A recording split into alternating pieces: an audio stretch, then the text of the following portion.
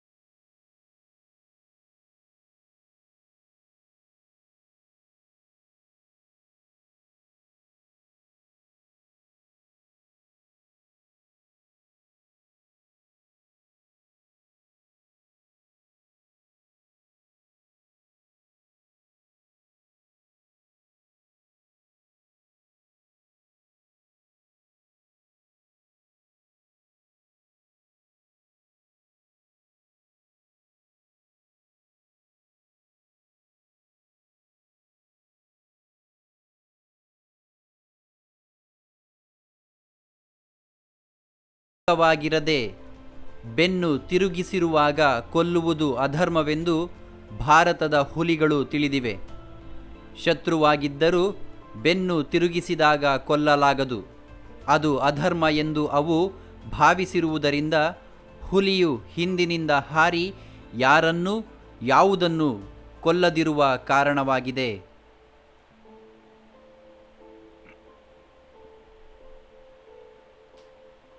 ಶಾನುಭೋಗರು ಮೂರ್ಛೆಯಲ್ಲಿದ್ದಾಗ ನಡೆದ ಘಟನೆಗಳನ್ನು ವಿವರಿಸಿ. ಶಾನುಭೋಗರು ಮೂರ್ಛೆಯಲ್ಲಿದ್ದಾಗ ತೆಂಗಿನಕಾಯಿಗಳನ್ನು ತೆಗೆದುಕೊಂಡು ಚಿಕ್ಕನಾಯಕನಹಳ್ಳಿಗೆ ಹೋಗಿದ್ದ ಕೆಲವು ರೈತರು ಗಾಡಿಯಲ್ಲಿ ಹಿಂದಿರುಗುತ್ತಿದ್ದರು. ಶಾನುಭೋಗರು ಬಿದ್ದಲ್ಲಿಗೆ ಹರಿದಾರಿ ದೂರವಿರುವಾಗ ಗಾಡಿಯ ಎತ್ತುಗಳು ಏನು ಮಾಡಿದರೂ ಮುಂದೆ ಹೋಗದೆ ಕಣಿ ಹಾಕಿದವು. ಅಷ್ಟರಲ್ಲಿ ಹುಲಿಯ ಗರ್ಜನೆ ಕೇಳಿಸಿತು.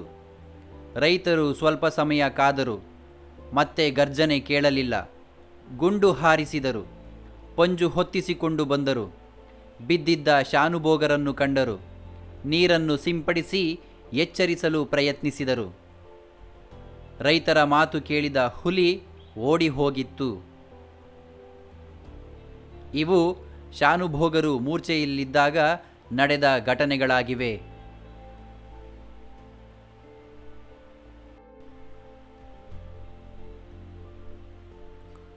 ಕೊಟ್ಟಿರುವ ಪ್ರಶ್ನೆಗಳಿಗೆ 8-10 ವಾಕ್ಯಗಳಲ್ಲಿ ಉತ್ತರಿಸಿರಿ.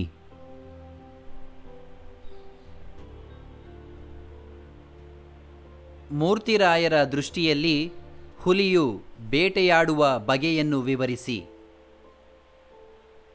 ಹುಲಿಗಳು ಸಾಮಾನ್ಯವಾಗಿ ಹಗಲೆಲ್ಲ ನಿದ್ದೆ ಮಾಡುತ್ತವೆ. ರಾತ್ರಿಯಾದಾಗ ಎಚ್ಚರಗೊಳ್ಳುತ್ತವೆ.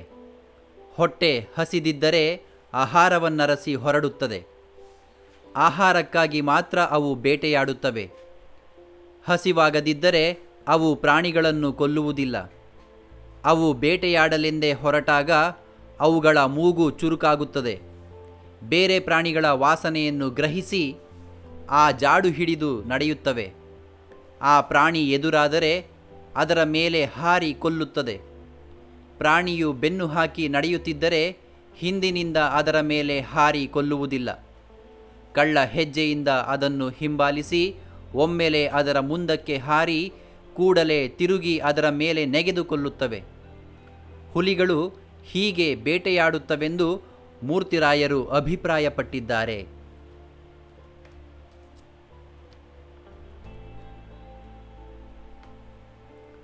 ಶಾನುಭೋಗರನ್ನು ರಕ್ಷಿಸಿದುದು ಖಿರ್ದಿ ಪುಸ್ತಕವೇ, ಹುಲಿಯ ಧರ್ಮವೇ?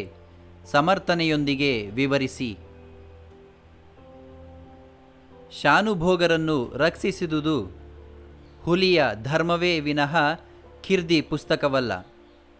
ಖಿರ್ದಿ ಪುಸ್ತಕದ ಏಟಿನಿಂದ ಅದಕ್ಕೆ ಕ್ಷಣಕಾಲ ಗೊಂದಲವಾಗಿರಬಹುದಲ್ಲದೆ ಪೆಟ್ಟೇನೂ ಆಗಿರಲಾರದು. ಖಿರ್ದಿ ಪುಸ್ತಕ ಅಪಾಯವನ್ನುಂಟು ಮಾಡುವ ಆಯುಧವಲ್ಲ. ಹುಲಿಯು ಶಾನುಭೋಗರನ್ನು ಕಂಡ ಕೂಡಲೇ ಅವರ ಮೇಲೆ ಹಾರಿ ಕೊಲ್ಲಬಹುದಾಗಿತ್ತು. ಅವರು ಹುಲ್ಲಿಗೆ ಬೆನ್ನು ಹಾಕಿ ನಡೆಯುತ್ತಿದ್ದರು. ಬೆನ್ನು ತೋರಿಸುವವರನ್ನು ಕೊಲ್ಲಬಾರದು ಎನ್ನುವುದು ಹುಲಿಯ ಬೇಟೆಯ ಧರ್ಮವಾಗಿತ್ತು. ಧರ್ಮವನ್ನು ಮೀರಿ ನಡೆಯಲು ಅದು ಇಷ್ಟಪಡಲಿಲ್ಲ. ಅದು ಮೆಲ್ಲನೆ ಶಾನುಭೋಗರನ್ನು ಹಿಂಬಾಲಿಸಿ ಒಮ್ಮೆಲೇ ಅವರ ಮುಂದಕ್ಕೆ ನೆಗೆದು ತಿರುಗಿ ಅವರ ಮೇಲೆ ಬೀಳಬೇಕು ಎಂದು ನಿರ್ಧರಿಸಿತು. ಅದೇ ರೀತಿ ಪ್ರಯತ್ನಿಸಿತು. ಆದರೆ ಅದನ್ನು ಅರಿತ ಶಾನುಭೋಗರು ಅದು ನೆಗೆಯುವಷ್ಟರಲ್ಲಿ ತಿರುಗಿದ್ದರು. ಹುಲಿಯು ಬಾರಿ ಬಾರಿ ಪ್ರಯತ್ನಿಸಿದರೂ ಅವರ ಬೆನ್ನು ಕಂಡಿತ್ತಲ್ಲದೆ ಮುಖ ತೋರಲಿಲ್ಲ. ಹೀಗೆ ಅನೇಕ ಬಾರಿ ಪ್ರಯತ್ನಿಸಿ ಸೋತ ಹುಲಿಗೆ ಅದರ ಹಸಿದ ಹೊಟ್ಟೆಯಿಂದಾಗಿ ಧರ್ಮವನ್ನು ಮೀರಿ ಅವರನ್ನು ಕೊಂದು ತಿನ್ನುವ ಮನಸ್ಸಾಯಿತು. ಆದರೂ ಅದು ಸಂಯಮದಿಂದ ಆ ಮನಸ್ಸನ್ನು ತಳ್ಳಿ ಹಾಕಿತು. ಮತ್ತೆ ಮತ್ತೆ ಅವರ ಮುಂದಕ್ಕೆ ಬರಲು ಯತ್ನಿಸಿತು. ಶಾನುಭೋಗರು ಖಿರ್ದಿ ಪುಸ್ತಕದಿಂದ ಅದಕ್ಕೆ ಹೊಡೆದು ಓಡಿ ಹೋಗುವಾಗ ಎಡವಿ ಬಿದ್ದರು. ಆಗ ಸುಲಭವಾಗಿ ಹುಲಿ ಅವರನ್ನು ಕೊಲ್ಲಬಹುದಾಗಿತ್ತು. ಆದರೆ ಆಗಲೂ ಅವರು ಬೆನ್ನು ಮೇಲಾಗಿ ಬಿದ್ದುದರಿಂದ ಹುಲಿ ಅವರನ್ನು ಕೊಲ್ಲದೆ ಬಿಟ್ಟಿತು. ಹೀಗಾಗಿ ಹುಲಿಯ ಧರ್ಮವೇ ಶಾನುಭೋಗರನ್ನು ರಕ್ಷಿಸಿತಲ್ಲದೆ ಖಿರ್ದಿ ಪುಸ್ತಕವಲ್ಲ ಎನ್ನಬಹುದು.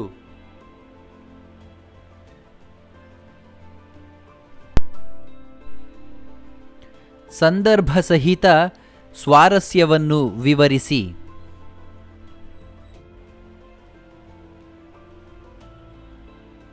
ಖಂಡವಿದೆಕೋ, ಮಾಂಸವಿದೆಕೋ, ಗುಂಡಿಗೆಯ ಬಿಸಿ ರಕ್ತವಿದೆಕೋ? ಎನ್ ಮೂರ್ತಿರಾಯರ ವ್ಯಾಘ್ರಗೀತೆ ಲಲಿತ ಪ್ರಬಂಧದಿಂದ ಈ ಹೇಳಿಕೆಯನ್ನು ಆರಿಸಲಾಗಿದೆ. ಗೋವಿನ ಹಾಡು ಎನ್ನುವ ಜನಪದ ಕವನದ ಈ ಸಾಲನ್ನು ಲೇಖಕರು ಸಾಂದರ್ಭಿಕವಾಗಿ ಉದಾಹರಿಸಿದ್ದಾರೆ. ಶಾನುಭೋಗರನ್ನು ಕೊಲ್ಲಲು ಪ್ರಯತ್ನಿಸಿದ ಹುಲಿ ಪುಣ್ಯಕೋಟಿಯ ಸತ್ಯವ್ರತಕ್ಕೆ ಮೆಚ್ಚಿ ಅದನ್ನು ಕೊಲ್ಲದೆ ತಾನೇ ಪ್ರಾಣತ್ಯಾಗ ಮಾಡಿದ ಹುಲಿಯ ವಂಶಕ್ಕೆ ಸೇರಿದುದಾಗಿತ್ತು. ಆದ್ದರಿಂದ ಅದಕ್ಕೆ ಅಧರ್ಮವನ್ನು ಆಚರಿಸುವ, ಹಿಂದಿನಿಂದ ಮೇಲೆ ಬಿದ್ದು ಕೊಲ್ಲುವ ಮನಸ್ಸಾಗಲಿಲ್ಲ. ಹಿರಿಯರ ಮಾದರಿ, ಆಚರಣೆ ಕಿರಿಯರ ಮೇಲೂ ಪರಿಣಾಮ ಬೀರುತ್ತದೆ ಎಂದು ಲೇಖಕರು ಇಲ್ಲಿ ಸೂಚಿಸಿದ್ದಾರೆ.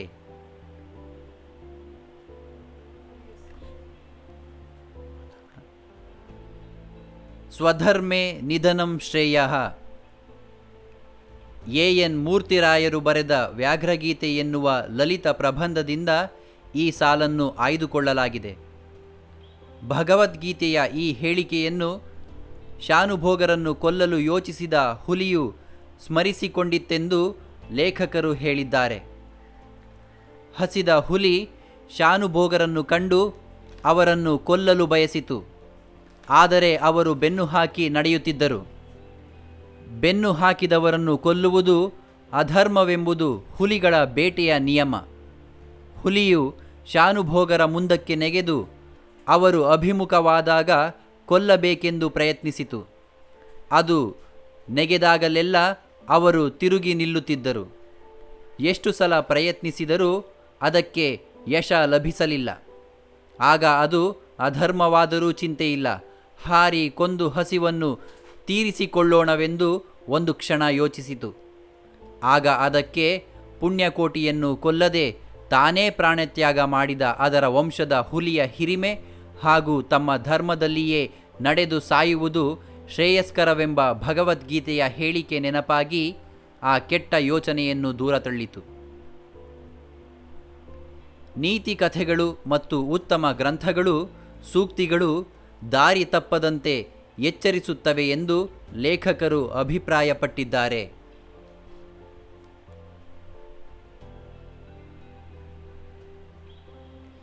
ದೇವರೇ, ಮರ ಹತ್ತುವಷ್ಟು ಅವಕಾಶ ಕರುಣಿಸು.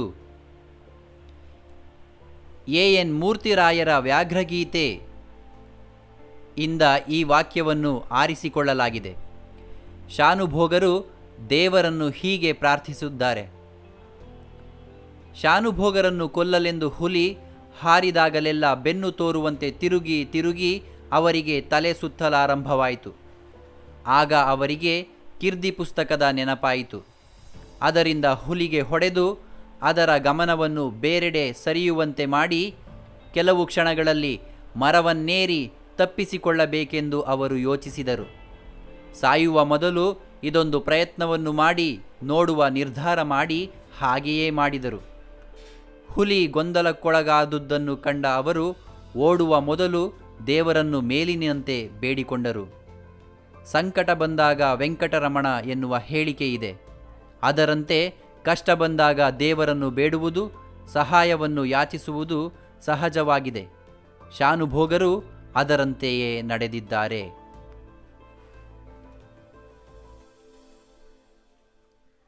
ನಾನು ಮುಖ ಮೇಲಾಗಿ ಬಿದ್ದಿದ್ದೇನೆ. ಎ.ಎನ್. ಮೂರ್ತಿರಾಯರ ಲಲಿತ ಪ್ರಬಂಧ ವ್ಯಾಘ್ರಗೀತೆಯಿಂದ ಈ ಪ್ರಶ್ನೆಯನ್ನು ಆಯಲಾಗಿದೆ. ಶಾನುಭೋಗರು ರೈತರಿಗೆ ಮೇಲಿನಂತೆ ಹೇಳಿದ್ದಾರೆ. ಮರವೇರಲು ಓಡಿದ ಶಾನುಭೋಗರು ಕಲ್ಲನ್ನು ಎಡವಿ ಬಿದ್ದು ಪ್ರಜ್ಞೆ ತಪ್ಪುತ್ತಾರೆ.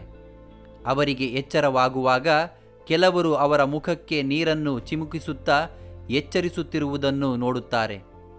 ಅವರಿಗೆ ಪೂರ್ಣ ಎಚ್ಚರವಾದಾಗ ಅದುವರೆಗೆ ನಡೆದ ಘಟನೆಗಳೆಲ್ಲ ನೆನಪಿಗೆ ಬರುತ್ತದೆ. ಎಚ್ಚರ ತಪ್ಪಿ ಬಿದ್ದ ತಮ್ಮನ್ನು ಹುಲಿಯು ಏಕೆ ತಿನ್ನದೆ ಬಿಟ್ಟಿತು ಎನ್ನುವ ಪ್ರಶ್ನೆ ಅವರನ್ನು ಕಾಡಿತು. ಆಗ ಅವರು ಅಲ್ಲಿದ್ದ ರೈತರಿಗೆ, ನಾನು ಮುಖ ಮೇಲಾಗಿ ಬಿದ್ದಿದ್ದೇನೆ ಎಂದು ಕೇಳುತ್ತಾರೆ. ನೀವು ಬೆನ್ನು ಮೇಲಾಗಿ ಬಿದ್ದಿದ್ದಿರಿ ಎಂದು ರೈತರು ಹೇಳಿದಾಗ ಶಾನುಭೋಗರ ಸಮಸ್ಯೆಗೆ ಉತ್ತರ ಹೊಳೆದಿತ್ತು. ಬೆನ್ನು ತಿರುಗಿಸಿರುವ ಯಾರನ್ನೂ ಕೂಡ ಹುಲಿಯು ಕೊಲ್ಲುವುದಿಲ್ಲವೆಂಬ ಧರ್ಮವನ್ನು ಹುಲಿ ಕೊನೆಗೂ ಪಾಲಿಸಿತ್ತು.